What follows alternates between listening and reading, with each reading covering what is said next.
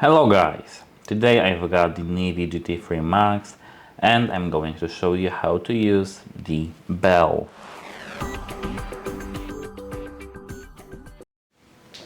As you can see, the bell is right here at the top of our steering wheel. Maybe not wheel, but our steering.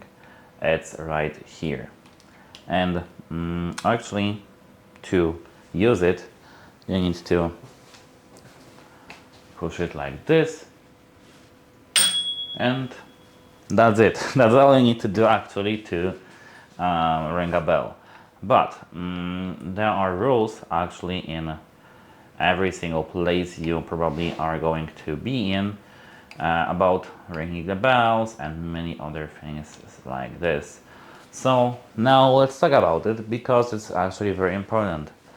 So at first you need to remember that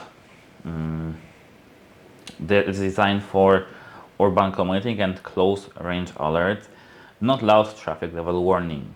The typical use of this is to alert the pedestrians politely and warn cyclists before the overtaking. Sometimes it may be a signal in shared bike lanes. So, best technique is to use the short quick flick, and then you will hear this clear ding that I showed you, and you avoid holding the lever halfway.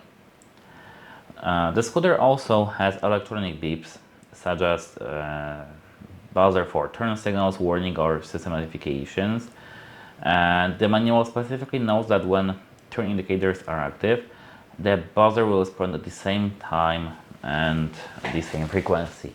Let me show you this. Here I've got the right turn signal. Okay, I've got my scooter turned off. Now let me show you. As you can see, it works. So we've got two types of alerting. This buzzing and common ring. So bell is for the pedestrian warning and electronic buzzer is for the system indicator feedback. So that should be it. Goodbye.